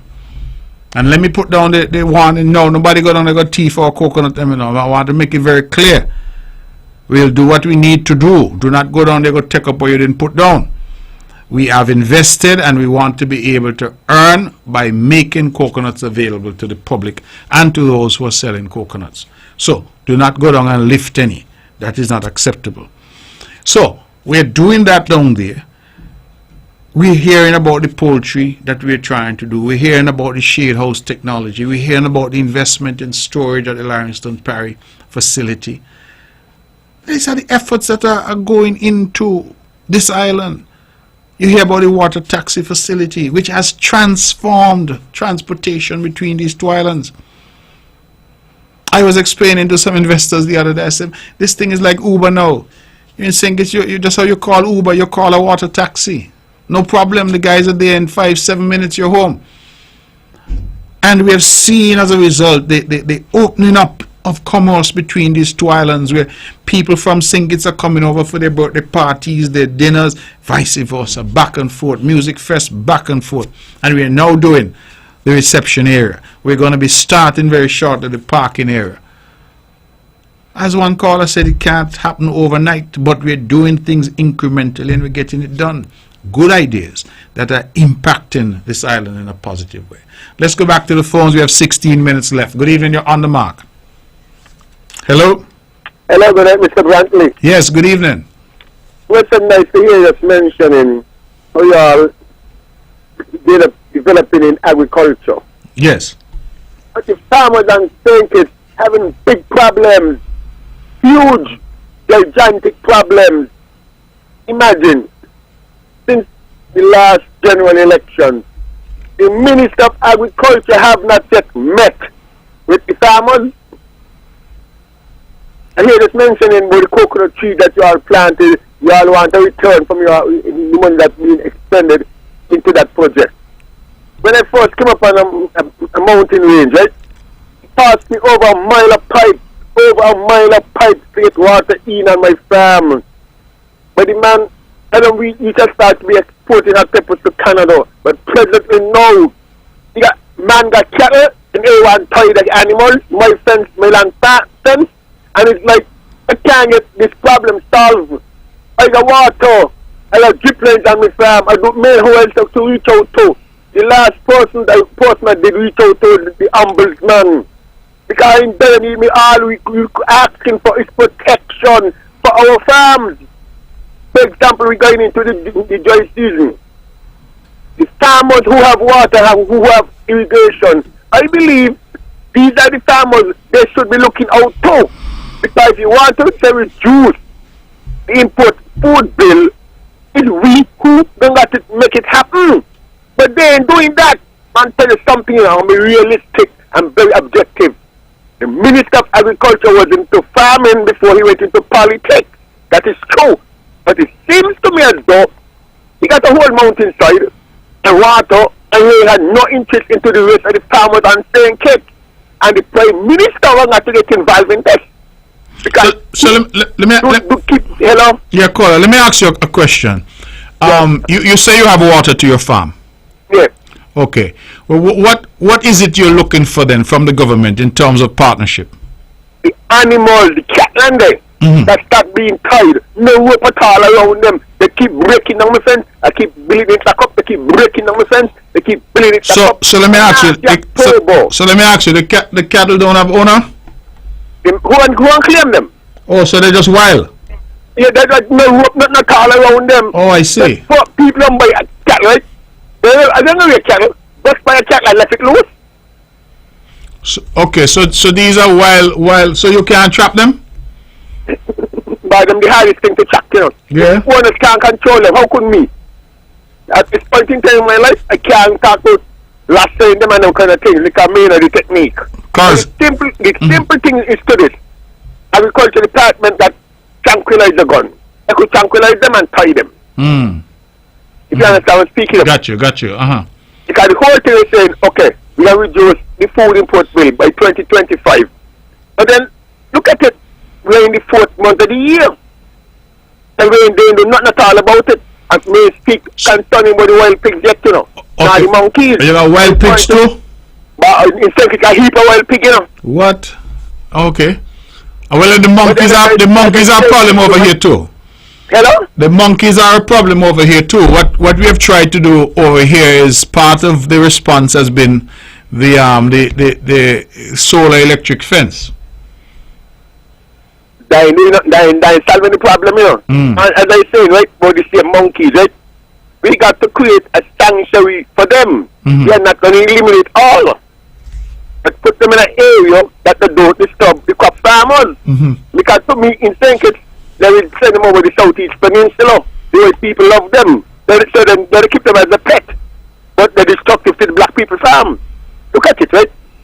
Over 50% of the population in the Federation living on the minimum wage.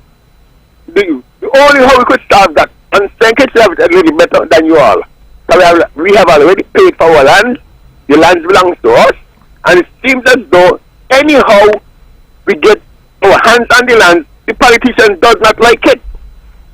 Because there and then we know something went wrong along the lines after 1980 February general election because the leaders telling what's not there. So our next serious problem issue to address with you to, you know. What is the criteria? What criteria does we have to meet that the people of St. Kitts and Nevis, you to be the only person could answer this question. Now you had been Minister of Foreign Affairs for 7 years. What is the problem with Kittitians and Nevisians going to Canada without a visa? What? Well, that's a story that has been told multiple times. We had that access visa free, and it was taken away. I think it was taken away in 2014. What card did we taken away? Well, the Canadian card whatever to happen. Right. Well, the Canadians said that it was due to the Citizenship by Investment program, and what they said were lax controls, that we didn't have sufficient controls there. And that was their reason that they gave. We had committed to trying to reverse that.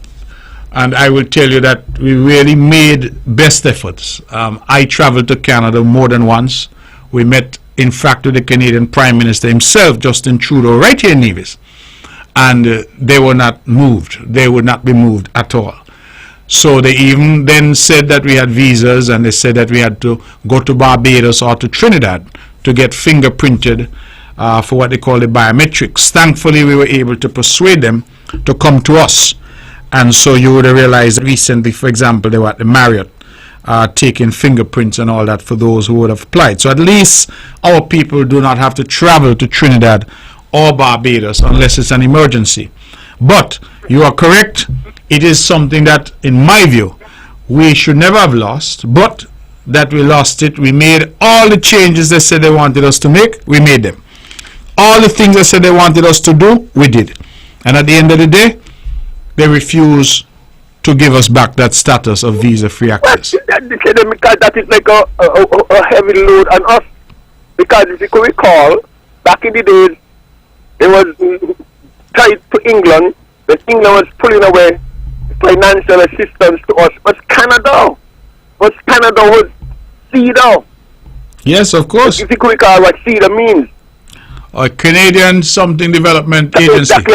And the Caribbean was benefiting highly out of that. So then what would have caused thinking people to be so sidelined that we no longer welcome to go to Canada without a visa? I mean, understanding certain things need to be explained to we, to the people, because you, as the Peer of Nevis, you have to explain that to the individual. And the now Minister of Foreign Affairs, he is responsible. I tell you, be objective, straight up here. Anyway, somebody's right around calling and call back in again because there are other issues to discuss. All right, my brother. Thank you very much for that. Truly appreciate the call. We have about 8 minutes left by the clock here. Let me see. Yes? And so we're taking your calls. 6. Let's go back to the phones. Good evening. You're on the mark. Hello? Good evening, Mr. Brantley. Yes, good evening. You're on the air. Yeah, I'd like to say advance 99th birthday to my aunt at Bath Village, Miss Elnora Wenham. Okay, and when is her birthday? On Saturday. And how old will she be? 99. Wow. Wow. All right. Well, I join in wishing a happy birthday when it comes. 99. Yeah. Fantastic. And Mark, Yes. the drain heading from by the education office, right? Going up Virgil. It needs looking after. The drain, you say? Yes. Okay. All right. Good. I'll have the guys from Public Works come and have a look then. Okay? Okay. Yeah. Right. Have a good night. Thanks a lot. Thank you very much. And I join you in extending birthday greetings to the baby girl at 99 years old. Wow. That is absolutely fantastic. And how could I forget that my dear friend June Mestier, Miss June as she's known, has just celebrated 95 years old. And I went to wish her a happy birthday, and she had a lovely party, and she's as effervescent as ever. So Miss June, if you're listening, happy birthday to you as well. Belatedly, but I should have said so at the top of the show. Let's go back to the phones. Good evening, you're on the mark. You're badly good night. Good night to you. Hello. I'm well, man. Good to hear your voice. Yes. Well, remember, Brantley? Because one of somebody else said, right? When people spread lies and rumors on you, right? Sometimes you got to refute it, but many times just leave it alone. Because those things very fast. And when people say all kind of foolishness, sometimes you just leave it, ignore it, yeah? Because some people don't think before they talk. You think so? I think some people just being malicious and mischievous. Well, that's what it is. But to be so is because you're not thinking. It's because you're not thinking. I mean, I try to be objective whenever I think. I could back somebody, I don't back somebody. I look at the situation and I call it how I see it. We have, honestly, St. Kitts and Nevis have one of the best standard of living. And I don't know what some people saying. And you've traveled far and wide. Far. Yeah. You know, so I don't know what some people saying.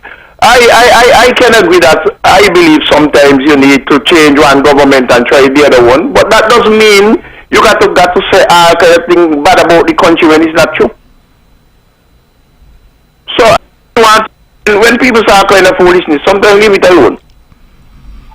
But you know the problem is, caller, that you know people out there listening, and some people just steady diet of it, so people start to say, "Boy, it's true," you know. Yeah. And you know that is part of the issue, because, but you're right, because I will not join with anybody in trying to drag down Nevis. I think that you could criticize a government, criticize a policy, without trying to spread this idea. And you hear this narrative sometimes that Nevis full of poor people and people are dead hungry, you know, and things like that. And I'm saying, but you know, that doesn't accord with the realities of Nevis. Every country has poor people. I'm not trying to run away from that. But Brantley, you know, Nevis is fast becoming like the Virgin Islands and St. Martin in the 80s. In terms of the growth. People moving here. Let me come off and let somebody else talk. Yeah. All right. Good night. Thanks for your call. I appreciate it. But I think you make a good point because the number of people that are moving in. I was at a restaurant some time ago, a couple of weeks ago, and the young lady, very pleasant young lady, and I said to her, I have never seen your face before. You know, you're from here? And she says no, that she's from Guyana and she's only been here now for less than a year, I think she said. And, you know, I looked at her and I said, you know, young person, this wasn't, you know, and come here and working and trying to make her way, just as we went to St. Martin and St. Thomas and St. Croix and New York and tried to make our way. And the caller is right because people are moving into the island, people are seeing opportunities here, you know, new businesses are opening, new activities are happening. And you hear this nattering neighborhood of negativity, constant nattering, things bad, people are dead hungry, nobody got nothing to eat, Nevis is full of poor people. This, you know, you go out and you go to the restaurants in Nevis, and I'm telling you all because there used to be a time when you go to restaurants and things is only the expats them you see enjoying themselves. Wherever you go now in Nevis, if you go Four Seasons, wherever you go, Nevisians are there, sitting down, having their lunch, having their dinner, enjoying themselves. And that is how it should be. Nothing in our island is too good for us. So when you hear people with the constant refrain and the constant negativity, you wonder why. What do they hope to achieve by that, by telling the world that people in Nevis, everybody in Nevis are dead hungry? Why? Why? What do you hope to achieve by telling the world that we have a cockroach infestation at our primary school, so the primary school have to shut down when it is completely fabricated, nothing tall go so? Why? What you get from that? And that is the lunacy that some people are engaged in, and I just don't understand what benefit they hope to achieve. So what happens if you get elected tomorrow and the government changes that Nevis nice again, everything nice now? But the pothole that you put up on social media and say all the road them full of pothole, that pothole suddenly goes away? I mean, that is the what I call the real idiocy of that. And so ignore the noise, not meant to be disrespectful, just meant as a reminder that you have to remain focused in life. If you have a goal, if you're going to school, if you're going to university, all of us who have been to school know that sometimes the work is overwhelming, you feel like you want to quit. But you remain focused. You know you have your assignment due tomorrow, your partner telling you we're going to drink rum, we go by the club. You say, get you behind me. Focus. A lot of noise is out there, and we have to avoid it, ignore it, walk around it, walk over it, walk under it if you will, but do not let it control us. And that is why you see Nevis is moving, because my government is very good at focusing on the job at hand. And we are going to build this island. We're going to work with our partners. We're going to build this island. And we invite the opposition to come on board with us. That makes no sense every time I see my long half eye mouth and play I vex. Stop vex with people. Vexness is like a disease.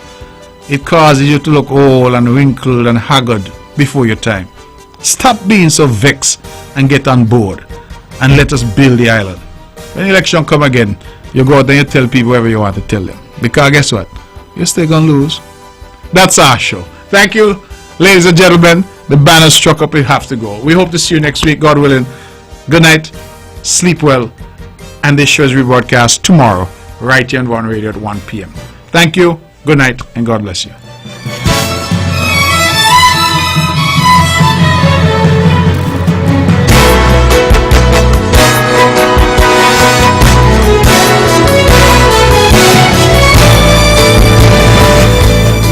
The views and opinions expressed on the preceding program were solely those of the participants and do not necessarily